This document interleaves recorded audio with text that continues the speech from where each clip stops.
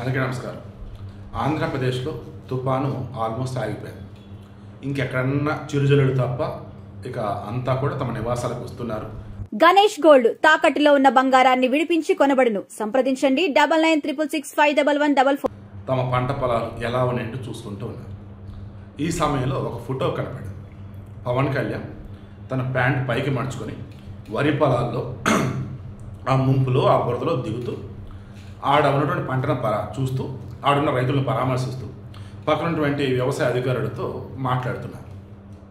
ఇది చూసిన నాకు ఒక్కసారిగా జగన్మోహన్ రెడ్డి పరిపాలనలో ఏం జరిగింది ఏంటని చెప్పేసి ఆలోచించాను. సెట్ వేసాడు. ఏ సెట్టు?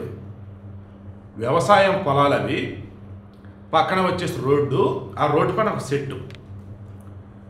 పండుగలప్పుడు గుడికి వెళ్లకుండా ఇంటి దగ్గర సెట్టు. చివరికి ముంపు ప్రాంతాలలో లేదు వరద ప్రభావిత ప్రాంతాలలో నష్టపోయినటువంటి పంట రైతులకి సంబంధించిన పరామర్శ చేయాలన్నా సెట్టు. ఆ సెట్టు వేసి టెంటు సెట్టు మొత్తం వేసి కనీసం మనిషి కిందకు కూడా దిగకుండా ఆ సెట్టు మీద డయాస్ మీద ఉండి పొలంలో ఉన్న పంటని వరి కంకులు తీసుకొని ఒక రైతు తీసుకొని వస్తే జగన్ చేతికిస్తే ఇక నేను పట్టుకున్నాను, ఇక పంటంతా బంగారం అయిద్ది అన్నట్టుగా ముసిముసి నవ్వులు. సరే, ఇక ఆయన ఫేస్ అంతేనంటారు. ఓకే, ఆయన మాట్లాడాలి. నేను మాట్లాడేది ఏంటంటే, ఒక ముఖ్యమంత్రి కదా, ఒక రైతును పరామర్శించడానికి వెళ్ళినప్పుడు, బాధితులను పరామర్శించడానికి వెళ్ళినప్పుడు అక్కడ కూడా సెట్టా? చెప్పండి, సెట్టా? దేవుడి విషయంలో సెట్టు, ఓట్ల కోసం సెట్టు. ఇది తెలిసినా కానీ కొంతమంది ఎర్రిబాగులోళ్ళు హిందువులైనా ముస్లింలైనా క్రైస్తవులైనా జగన్గా ఓటేస్తారు. మరి ఎందుకు నాకు అర్థం కాదు.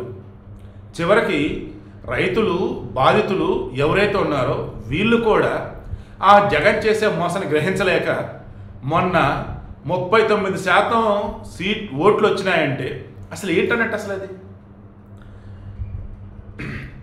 అఖండ సినిమానా?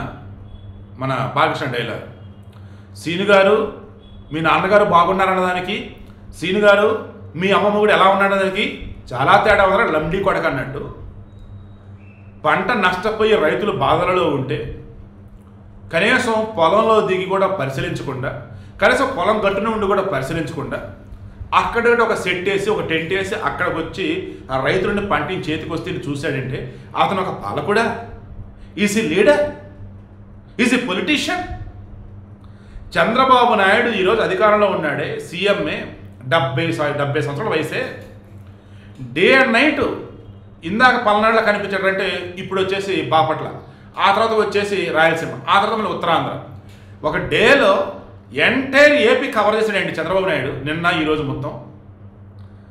ఎక్కడికక్కడ సహాయక చర్యలు కొనసాగుతున్నాయి, ఎక్కడికక్కడ పునరుద్ధరణ కార్యక్రమాలు నడుస్తున్నాయి. ఇలా చెప్పుకుంటూ పోతే అడ్మినిస్ట్రేషన్ అమ్మ మొగుడు అంటే ఖచ్చితంగా మన చంద్రబాబు గారు. అడ్మినిస్ట్రేషన్ అమ్మ మొగుడు అంటే అడ్మినిస్ట్రేషన్ నాన్న అన్నట్టు, తప్పుగా కాదు, వీళ్ళ భాష చెప్తున్నా. బాలకృష్ణ భాష చెప్పాలంటే అలా అనకూడదు.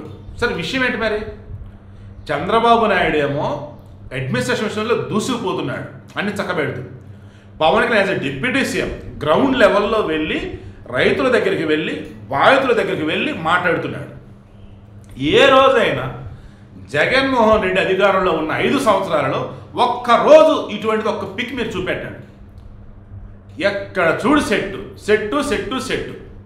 దీని అమ్మ జీవితం అనకూడదు, కానీ అసలు పిల్లల దగ్గర నుంచి పెద్దల వరకు అంతా పెయిడ్ ఆర్టిస్టులు. ఎలా అసలు ఎలా? ఇప్పుడు చెప్పండి, ఓపెన్ అడుగుతున్నా.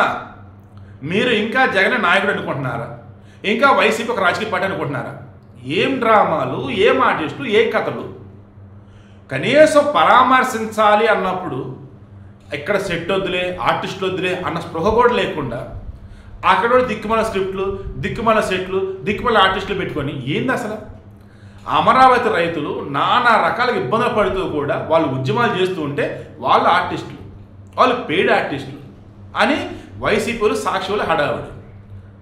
ఈరోజు నిజంగానే బాధితులు అలలాడిపోతూ ఉంటే వారి దగ్గరికి అధికారం చంద్రబాబు నాయుడు, పవన్ కళ్యాణ్, లోకేష్ లైక్ వీళ్ళంతా వెళ్ళి పరామర్శిస్తుంటే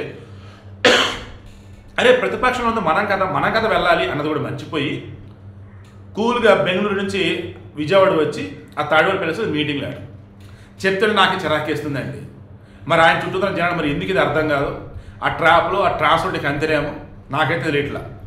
ఒక్కటే అడుగుతున్నా నేను ఏపీ ప్రజానికాన్ని, ఇంకా మీరు జగన్మోహన్ రెడ్డి వైసీపీ ట్రాన్స్లో ఉన్నట్టయితే డాక్టర్ కలిసి ట్రీట్మెంట్ తీసుకొని బాగుపడండి. జనసేన కోటేయండి, టీడీపీ కోటేయండి, బీజేపీ కోటేయండి, నేను అస్సలు చావట్లా. వైసీపీ ట్రాప్ నుంచి బయటపడండి, జగన్ ట్రాన్స్ నుంచి బయటపడండి మాత్రమే చెప్తున్నా. ఎందుకంటే ఈరోజు కూడా ఈ జగన్మోహన్ రెడ్డి గతంలో ఎప్పుడు హుదూ తుఫానికి 50 లక్షలు ఇస్తానని అన్నాడట. మొన్న విజయవాడ వరద బాధితులకు ఏదో 1 కోటి రూపాయలు ఇస్తానని అన్నాడట. అది ఇచ్చిన దాఖలు కూడా లేవంట, ఓన్లీ మాటలే. అధికారంలో ఉన్నన్ని రోజులు కూడా ఈ ప్రభుత్వం దగ్గర ఉన్న డబ్బుని పప్పు బెల్లాలుగా పనిచేశాడు. అధికారం పోగానే తన జేబులోంచి 1 రూపాయి కూడా తీసి ప్రజలకు ఇచ్చిందిలే. ఎవరైనా ఏదైనా చెప్తే అయ్యో ఇంత పెద్ద కష్టంలో ఉన్నామమ్మా, రేపు అధికారం లాగానే కష్టం తీర్చేస్తాం, ఇప్పుడు తీర్చొచ్చు కదా అంటే అధికారంలోకి వచ్చాక ఏదైనా చెప్తూనే నాకే కంపరం పడుతుంది, ఆపేస్తున్నా. ఇంకా వైసీపీ ట్రాపేరు ఉంటే మారండి. పవన్ కళ్యాణ్ ఒక పక్క, చంద్రబాబు ఒక పక్క, లోకేష్ ఒక పక్క, ముగ్గురు కలిసి పరిపాలనని ముందుకు తీసుకునే విధానం చూస్తుంటే ముచ్చటేస్తుంది. రానున్న రోజులలో ఆంధ్రప్రదేశ్ భారతదేశంలో అగ్రగామిగా ఉంటుందంటూ ఎటువంటి డౌటే లేదు. బట్ ఈ వైసీపీకి నెక్స్ట్ టైం సింగిల్ డిజిట్ కూడా రాకుండా ఉంటేనే అది సాధ్యం.